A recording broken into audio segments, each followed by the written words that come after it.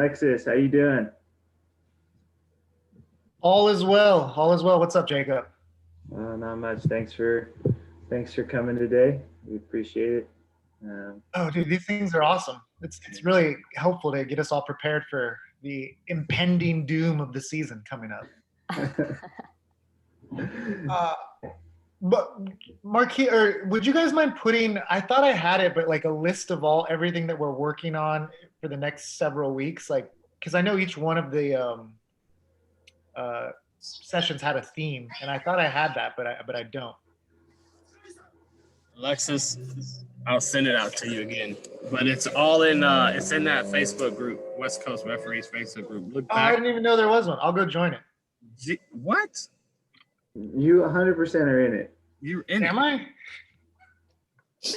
I think you are. Well, I'll double check. Dude, there's so many things. I was telling Austin that I've had to like get rid of so much stuff from like that's been accumulated from like 10 years of refereeing, 20 years of rugby. Except for the brand new group that you just got invited to. So, Exactly. Because there's all this new stuff all the time. let's go. All right. We got 15 people on. Let's see who's on here. Arbalo's in, Ben's in. Rosalind is here. We got Lance. Oh yeah, we got people. Tim Lou's in. What's up, Tim? Hey guys. What up? And What up? Khalil's in too. Excellent. We got all the big hitters. Nice and early. Pablo is in all the way from New Mexico.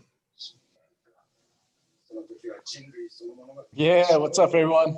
What's up? Stockton is in from his wonderful perch in Santa Barbara, probably. No, Stockton's back in NorCal. Oh, is he? Yep.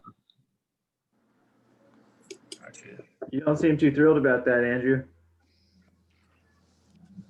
No, there are definitely good parts to being back in NorCal, but Santa Barbara's a hard place to miss or to not miss. Hey, Nick, how you doing? Hey, good. How are you, Jacob? Well, Austin. Hey, Jacob, I sent you a chat message. Not sure if you saw that. the answer would be no. So I'll check that right now. Thank you. We'll get started promptly today. We can get out of here under 60 minutes. Not that I'm rushing anything, but working on our efficiency. Trying to be more like Tim. Tim runs really good meetings, really efficient, short, sharp. Mute everybody if you could, and then have people unmute themselves.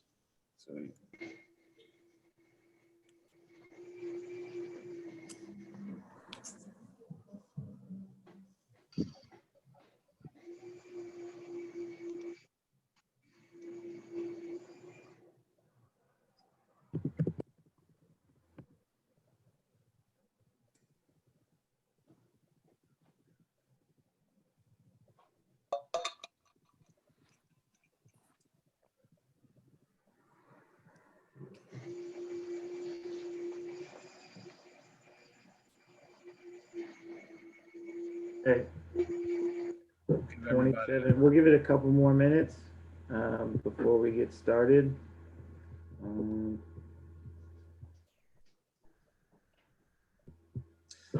I got a couple emails from people asking about the last two series. What I'll do is I got everyone emails addressed. So after today, I'll send out the link. It's going to be a YouTube link with the previous presentations on it. We also may just put that into an audio format and put it in a podcast, which is pretty easy to digest as well. So look out for those too later on.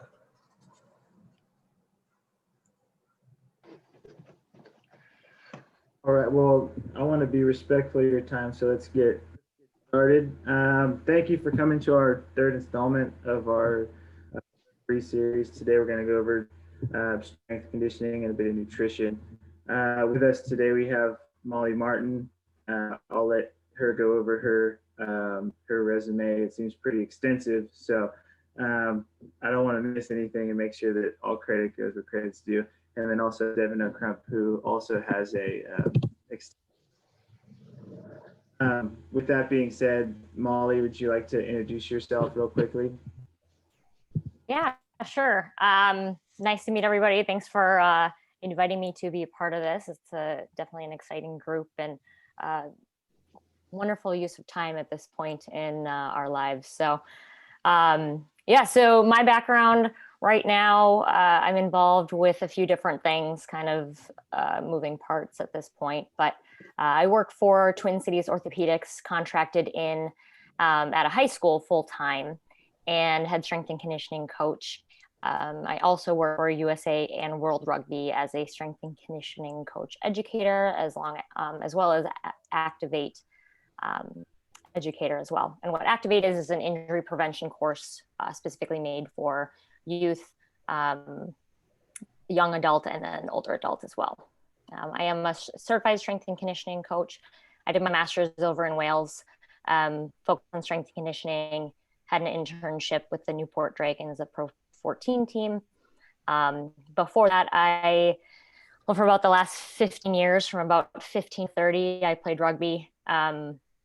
Got into rugby mostly as an off-season sport. I grew up playing ice hockey, and that was my main sport, and moved into college level. And then post-college, I moved out to San Diego to follow my dreams of rugby, and had a couple opportunities to be invited to the Olympic Training Center and train. And I've known Deven here for about, I think, like 12 years or something like that. We met at a USA Rugby camp. So she invited me to be a part of this today, and I'm excited to be here. Yeah, we definitely appreciate it, and really looking forward to your expertise and how it fits into how we can move forward as a group. Now, Deven, would you like to introduce yourself as well? Sure. I'm Deven O'Crump. Was married last year, so my maiden name was Deven O'Shani.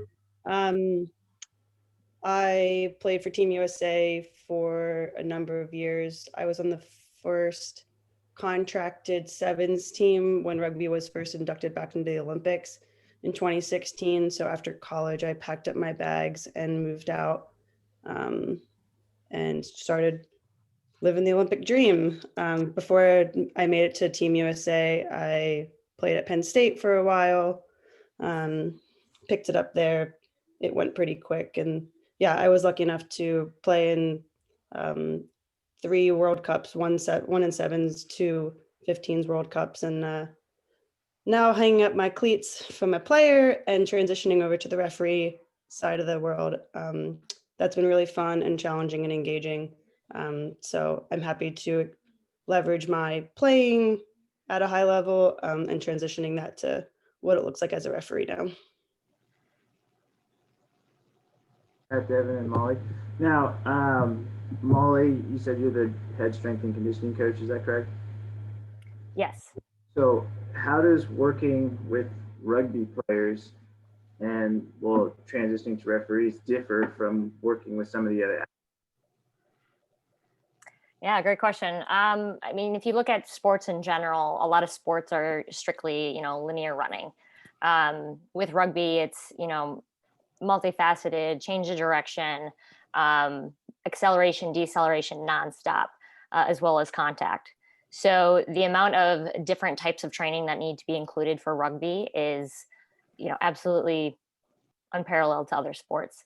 The biggest thing that rugby players are missing is that active recovery and really taking care of their bodies. You think of rugby as strength and speed. Well, rugby kind of has to encompass all those different factors of fitness. It's, explosive movements, it's endurance, it's the aerobic, the anaerobic, it's all different types of the contact as well. So making sure that we are taking care of our bodies from literally head to toe. So this is just a question for me because you mentioned contact. I guess, how do you prepare your body for contact versus a sport where there isn't much contact? Because I mean, from my point of view, I mean, you don't prepare your body for contact in any other way than contact. So Yeah. what are some things you do to, like I said, prepare yourself? And then you mentioned recovery. So making sure that you stay healthy in between those contacts. Absolutely. So, especially this time, it's really hard to include contact. But thankfully, referees, you don't have to deal with contact too much. So, a lot of simulation trainings, working on, overall contact of any type of tackling suits that will hopefully protect both players, right? So shifting over into referees, you're not working as much contact, but you are still working at it's a full body sport. So we do want to make sure that we are including all different types of training for that. And your second question was about recovery. So in terms of recovery, you really have to plan. So looking at the big picture is your macro cycle, right? That could be a year long. It could be 4 years long for Olympic athletes. It can be one season. So you want to look and prepare for, when do I have a chance to recover within that schedule, and breaking it down to the mesocycle, which is usually just one season, sometimes, or one quarter, or sometimes half of a year. And then bring it down into the microcycles, which are generally 1 day or maybe a week long, depending on how you want to set that up. So planning your recovery ahead of time is figuring out what weeks you have off that you can really, take a step back, let your body heal, let it recover. Rest and recovery can also be thought of as the rest in between training sessions, the rest in between, the games, the rest in between actual, repetitions, or sets during your exercise. Now, from the slide we have up here, rugby and any game in general has become very, very data driven. Now, as a strength and conditioning coach, how do you take that data and turn that into a place to start for an athlete? So right here we have, referees on average cover 6.8 kilometers in a game. So we know that we need to be able to at least cover 6.8 kilometers, but right now we may not be able to do that. So how do we take a step back, knowing where the bar is, and how do we find a place to start? Yeah, great question. The biggest component here is having a plan, right? It's not just, what do I feel like doing today, but it's, a month ahead of time is figuring out where you want to be and how to scale that back. So starting kind of at that finish, that goal, and then giving yourself goals, 1 week or even every few days. Figure out where you're at, right? Make a plan from there. And even if you don't hit that goal, you can continue to work towards it, each week. Now, Deven, coming from your professional experience, and I know when you're playing at that level, you're expected to have certain amounts of fitness already, but how are these plans implemented into your professional experience? Like from week to week, how are things changing? How often were you reevaluated?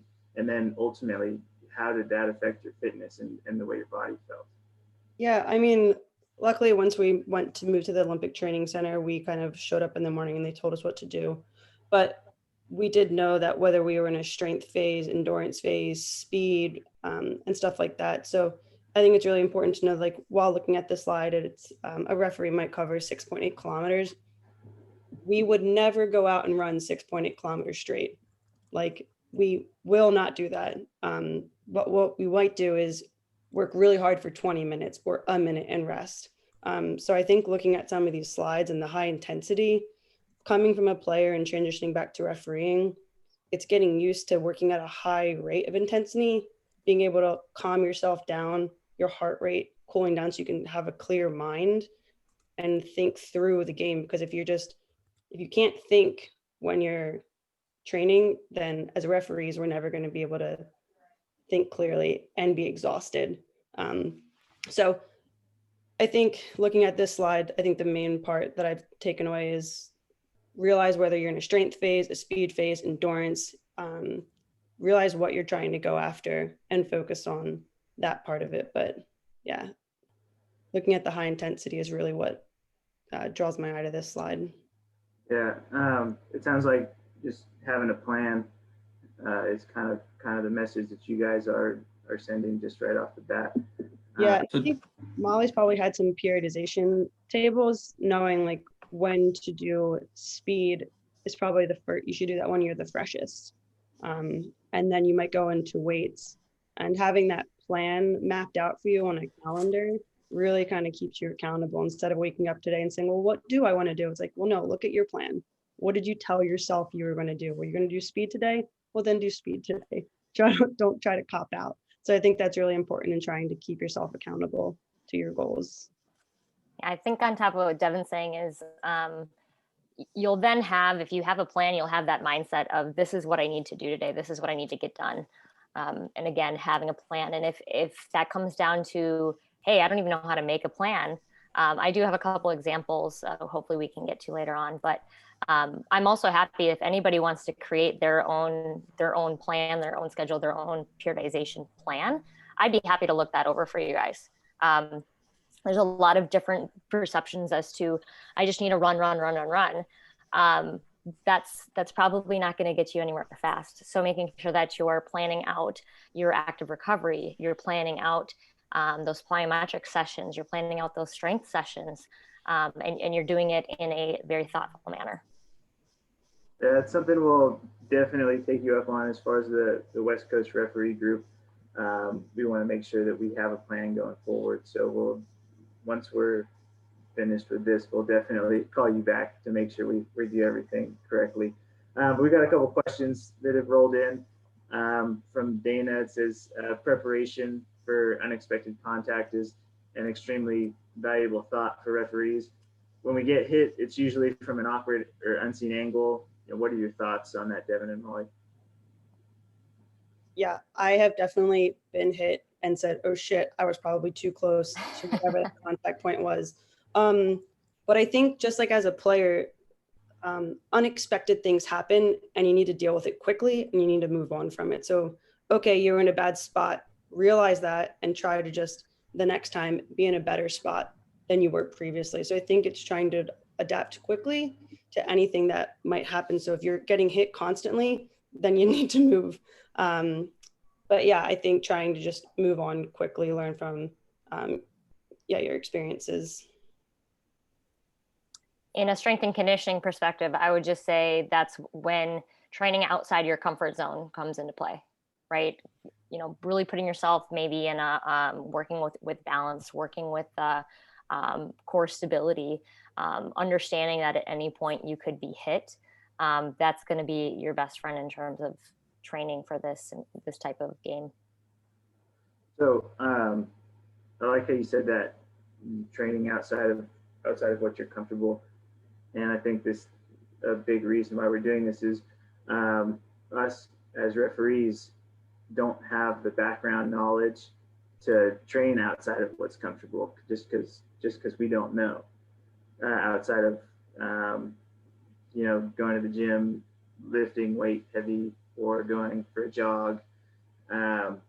So when you say training outside of what's comfortable, could you expand a little bit more on that? What can we use as resources to find something that may be outside the ordinary and the goals of these workouts? I know I actually have a slide I can move to that you put together, like an example circuit. I know this is something that, correct me if I'm wrong, but is meant to shock your body in certain ways. Now, like I said, where can we find resources like this? And then could you also kind of go into this and explain some of the goals of a circuit like this?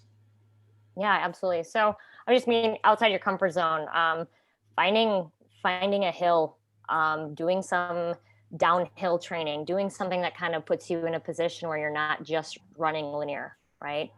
using a BOSU or a stability ball or even a pillow to stand on while you're doing some of these exercises will kind of create that simulation, that unbalanced. So it's kind of forcing you to be uncomfortable. Something as easy as a T stance or a single leg deadlift. Balance component is going to be huge here. If you're standing in position and you're not used to being bumped or something like that, but if you're standing on one foot, you get bumped. At least if you've been training, that can kind of mirror a little bit more to the game-like simulation, easier than if you aren't working on any balance training. Now, we've got another question coming in. I think, Deven, this question will be right up your alley. So Paul Brett's asked, what activities can a referee do to focus on decision-making while the heart rate is above 75% maximal heart rate? Now, I know you as a player, I mean, as a player, it's the same thing. You know, when you're getting tired, you still need to be able to do some decision-making. Yep. So when you were playing at your high level, what were some of the things that you guys did to be able to have those good decisions while tired? Yeah, so I don't know if any of you had the opportunity to work with Rick Suggett when he was around, but he was a very funny, non-traditional coach. So sometimes he would work us so hard, and then he would give us a math question, 7 times 7, and sometimes it exposed people who weren't good at math or like something like that.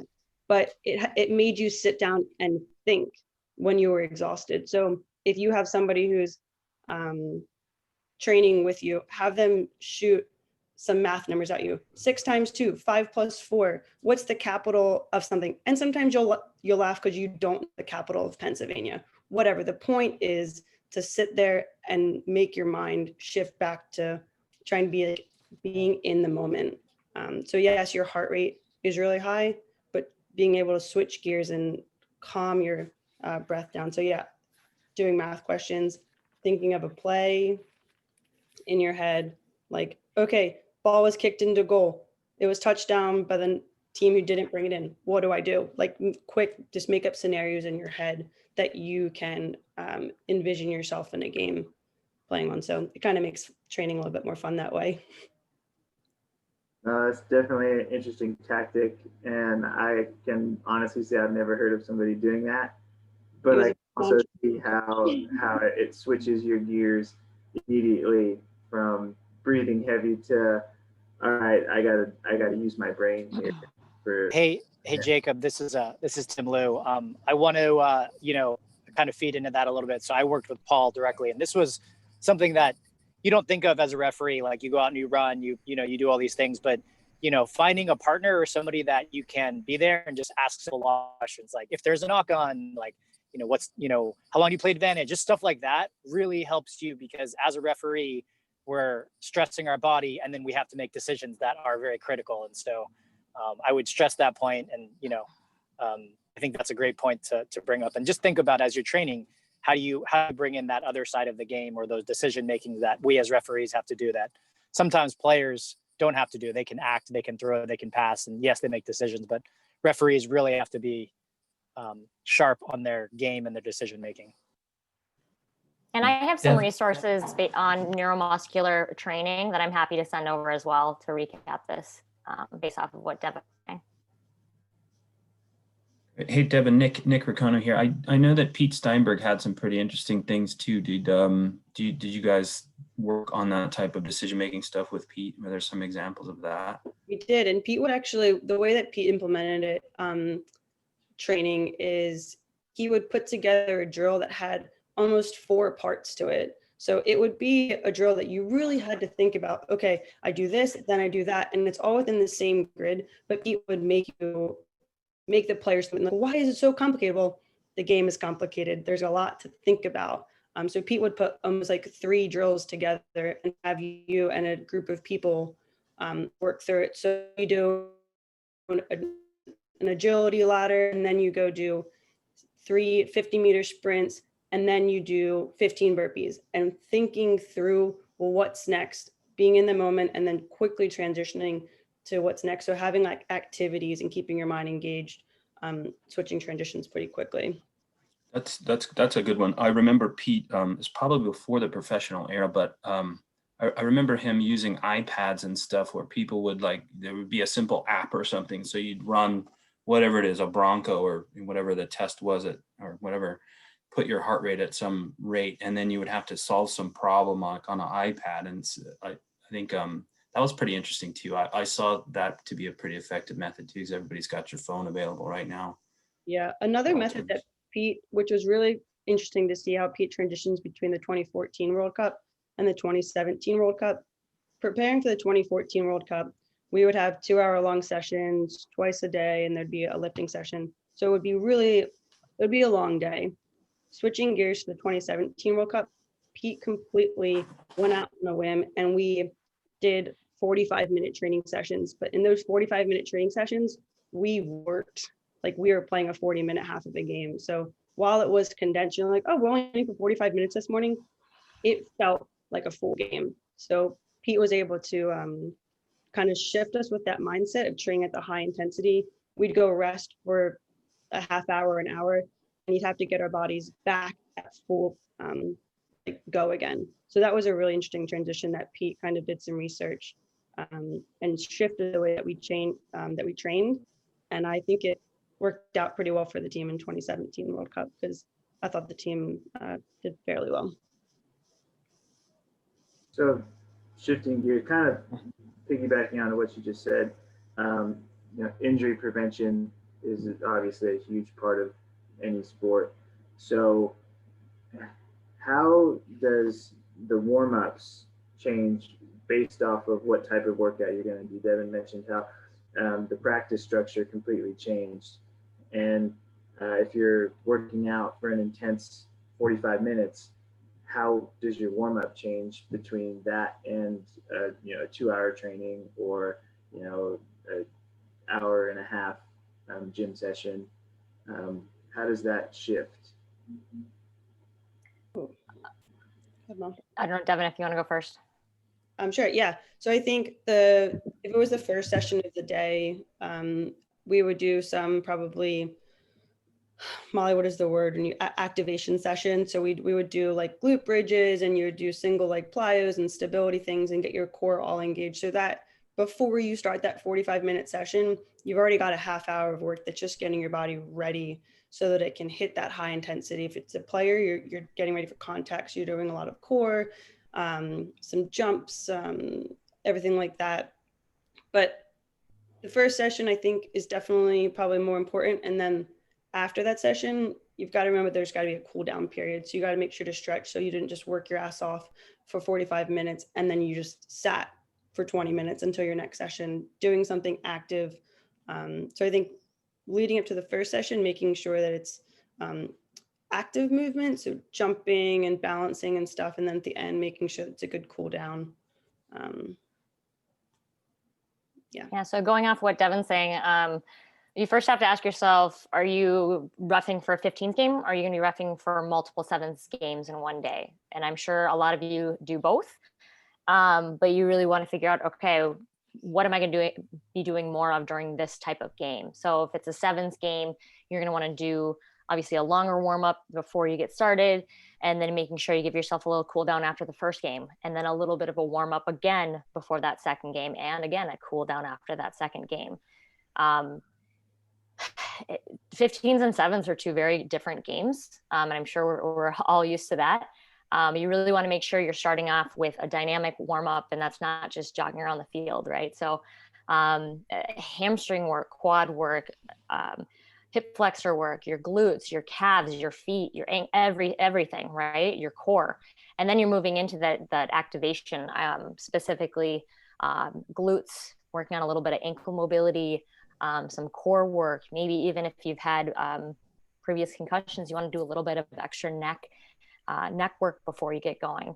And then moving into some plyometric works, working into those jumps, that explosive movement, getting those fast twitch muscles kind of activated. And then again, ask yourself what the purpose of that training session looks like. If that's just training, or if it's a game, again, asking yourself, like, what is going to be the goal of this game? Is it going to be more of that speed? Is it going to be more endurance? And kind of, again, breaking it down to planning in the end. So I got a quick question. Molly, as a referee, given like the numbers, how much we run and stuff, like what type of training should we be doing, or is it just like based off of the individual?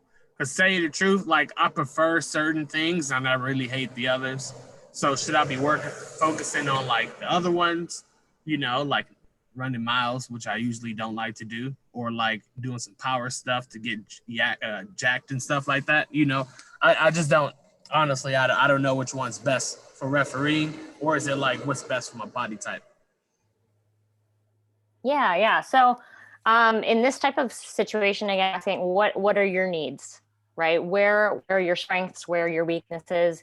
Don't just forget about, if you're strong on these factors, don't completely forget about them, but set that plan, figure out what you need to accomplish. So fartlek training is one of my favorite, especially for referee.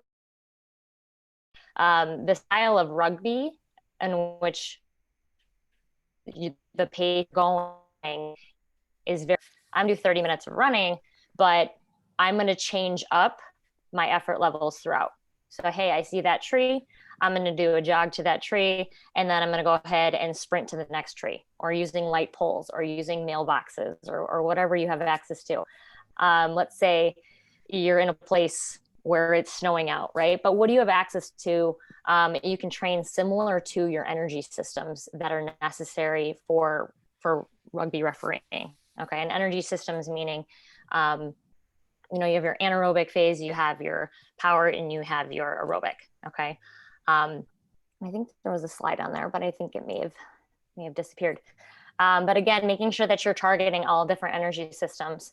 If you're a really great sprinter, but your endurance is terrible, and you're going to be doing 15s games, you definitely want to target back down towards that anaerobic, the aerobic type of training. And can you explain some of these things? I have no idea what the anaerobic, the aerobic, the whatever's. I can look it up, but I mean, you're the expert, Yeah, absolutely. So we'll pull up my screen real quick here. If I can find that correct slide. I guess once Mollie's pulling that up, something that I've noticed with now that the Bronco is such a hot topic and everyone wants to hit the 5-minute Bronco time, sometimes I hear even players and friends, and they'll run the Bronco once and they'll think that's their fitness session. The Bronco test is a test in that. And I feel like Mollie can probably speak to this, but when we're trying to really exert ourselves, it's not just running a straight Bronco. If we want to push our systems, each time you do the 20, 40, 60, we'll aim for a minute or aim for 55 seconds and then take a 20-second rest and then go back to work and see if you can hit that